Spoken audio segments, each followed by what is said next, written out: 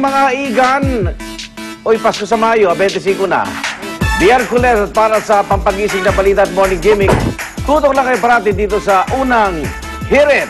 Nako, kita nyo naman po ang lakas ng bagyong Chedeng na naramdaman natin kagabi. Mukhang matindi po ito, kaya dapat paghandaan natin yan. Dapat lagi po tayong I am ready. Yan po ang sigaw ng mga taga Marikina at ayaw na nilang maulit ang gulatan noong bagyong Ondoy. Kaya ngayong umaga sasamahan natin ang mga kapuso nating Marikenyo sa paglilinis sa mga kanal doon at ang iba pa nilang paghahanda para sa pagdating ng bagyong Chedeng. At syempre, latest forecast ng pag-asa tungkol sa bagyong yan. Kung maging super typhoon ba ito at kung saan ito nagla-landfall, alamin po natin mamaya. Pero kahit todo tutok tayo sa bagyong Chedeng, ay hindi pa rin natin nakakalimutan ang paghahanda sa pasukan ng mga bata sa June 6. Kaya naman meron tayong balik eskwela gimmick dyan sa Payatas. Yan, ayos yan. Serbisyong totoo po ito na all about shoes. Mamimigay tayo ng mga sapatos doon at syempre meron din tayong libreng shoe shine and shoe repair. Ayos para naman ready na ang mga bata for school.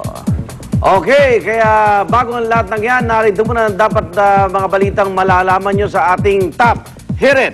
Okay, let's bolt out. Walang okay. Bagyong Chedeng, bagyong bumagal habang papalapit sa ating bansa. Kaya naman ang paghahanda para sa inasang pagtama sa mga darating na araw, tuloy-tuloy pa rin. Samantala, death toll mula sa tornado na tumama naman sa Joplin, Missouri sa Amerika, lalo pa hong tumataas ang bilang niyan. 6 na taong gulang naman na bata sinaksak at pinatay umano ng kanyang tiyuhin sa Cebu.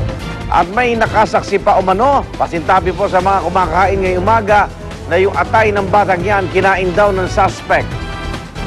At mga eksena mula sa latest installment ng Transformer movie series, silipin na natin yan mamaya.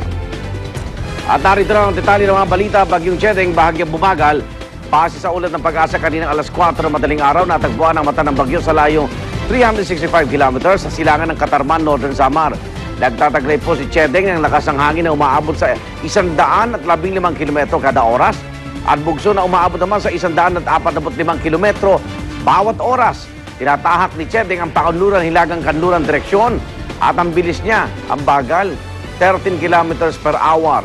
Nakataas ngayon ng storm signal number 2 sa Catanduanes, Sorsogon, Albay, Camarines Sur, Camarines Norte at Samar Province. Nakataas naman ng storm signal number 1 sa Marinduque, Masbate, Burias at Ticao Island, Southern Quezon, Polillo Island at Piliran Island. Samantala, ayon po mismo sa Pag-asa, posibleng magdulot ng malaondoy na buhos ng ulan ang bagyong Chedeng. 25 hanggang 50 milimetro ng ulan ang inaasang ibubuhos ni Chedeng na hindi raw nalalayo sa 60 milimetrong ulan na ibinuhos ng bagyong Ondoy noong 2009.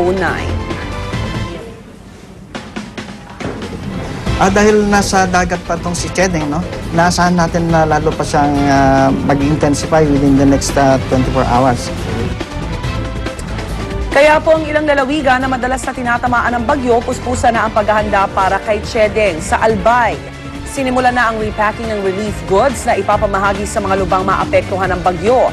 Ayon sa lokal na pamahalaan doon, mahigit 2,000 relief packs ang ihahanda nila. Pero sa mga voluntaryong nilikas po, lalo na yung mga nasa critical na lugar, may 5 kilong bigas kada araw silang ibibigay.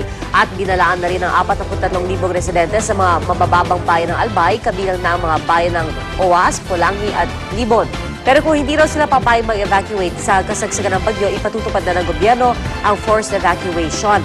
At ang ilan ng mga residente, hindi na daw kailangang pilitin, voluntaryo raw silang nilikas sakaling tumindi ang bagyo, handa na rin daw ang lokal na pamahalaan ng Aurora at sapat na daw ang imbakto ng pagkain at gamot.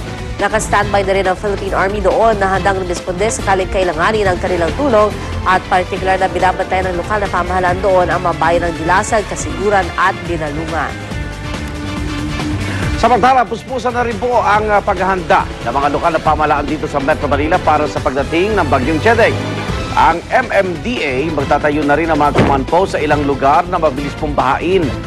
Sa utos kasi ni Pangulong Noynoy Aquino, dapat daw ay zero casualty pagkatapos manalasan ni Chedeng.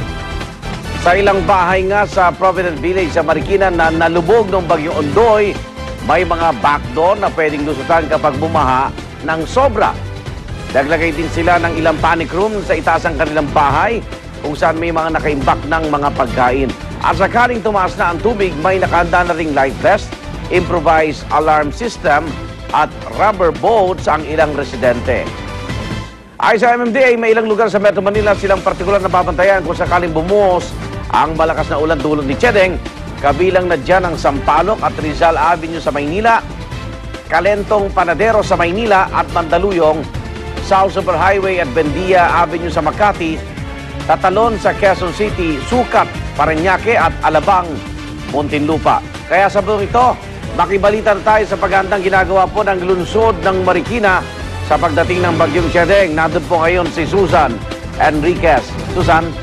Yes, maraming salamat Arnold. Magandang umaga po mga kapuso. Nako, talagang puspusan naman paghahanda ng mga lokal na pamahalaan. Isa ho sa mga grabe yung ginagawang paghahanda itong lungsod ng Marikina. Dahil kung matatandaan nyo, ito pong Marikina isa sa grabing sinalanta ng Bagyong Ondoy. At dahil itong si Chedeng ay marami din dalang tubig gaya nitong si Ondoy. Kaya naman ho, yung nakikita nyo sa likuran ko, ito ho yung mga gamit na inihahanda na ngayon itong Marikina City Government para maging mabilis ang kanilang pag-responde doon sa mga ngailangan sakaling manalasa na itong bagyong si Chedeng. Mamaya papakita ho namin sa inyo kung paano ang gamit nitong mga resources nilang ito na inihahanda na nga ho nila lahat. Yung iba actually ginagamit na nila ngayon para sipsipin yung mga duming nakabara sa mga estero. So lahat ng yan pakikita namin ho mamaya sa pagbabalik namin sa unang hirit. Back to you, Arnold. Maraming salamat, Susan Enriquez. At kung dito po sa Pilipinas, mga bagyo ang ating pinaghahandaan. Ako sa Amerika naman, isa sa mga kinatatakutan nila ang mga dambuhalang buhawi o tornado. Ang mga tinatawag kasing twisters, walang sinasanto at winawasak ang lahat ng madaanan nito. Sa pinakauling tala, nasa 116 na ang nasawi sa pagtama ng ubod ng lakas na tornado sa Joplin, Missouri at posible pa raw itong madagdagan. May 400 katao naman ang sugatan. Ayon sa mga otoridad, may laki ang tornado na mahigit 1 kilometro at lakas ng hangin na umabot sa 300 kilometro kada oras. Ang nasabing tornado mas malakas pa nga sa Category 5 hurricane na siyang pinakamalakas na bagyo sa Amerika. Kaya naman lubos na nasalanta ang bayan ng Joplin kung saan halos 2,000 bahay, gusali at establishmento ang nawasak. Naputol din po ang mga linya ng kuryente at komunikasyon, kaya naman naging pahirapan ang search and rescue operations. Samantala, ayon sa Philippine Consulate sa Chicago, wala pa naman daw naiulat na Pilipinong nasawi sa nasabing trahedya. Inaalam pa rin nila kung may mga Pinoy na nasaktan sa Oklahoma, Kansas at Minnesota kung saan may buhawi rin na nanalasa. Daig pa yung super typhoon. Kasi pag super typhoon sa atin, 210 kilometers. Okay. Pero iyan, tingnan nyo, 1 kilometro ang lapad. Ang lakas ng hangin yan, yung bugso niya, 500 kilometers per hour. Para tong bagyong walang ulan. Sigurado wasak talaga lahat. Wala, lahat ng 500 kilometers. Yes. Wala. Ultimo yung pinaka-hospital nila na bato, di ba? Bato. Nasa lanta eh. So, niya naman... natanggal, di ba? Ayan, naman tingnan mo, talaga lahat ng problema ng madaanan. Amerika eh, no? Para itong tsunami sa Himpapawid eh. Oo, totoo. Na kahit makita mo paparating na, talagang kahit Wala kang sobrang, laban. oo eh. Kaya Unless nasa ilalim ka. Oo. pasalamat tayo at marami tayong mga bulubundukin. No? Hindi makabuo ang buhawi rito. Kung meron man, maliit-liit. Pero kagaya sa kanila eh, talagang plain eh. Oo. Di ba? Actually, yung mga bagyo sa atin, kahit umiipon ng lakas, basta dumaan sa Sierra mga Madre. mountain ranges Ayan. natin, napapahina kahit Salamat, paano. Lord. At eto naman po, tulad ng mga bagyo at tornado, nako hindi rin magpapapigil ang mainit na balitaktakan at debate sa Kongreso.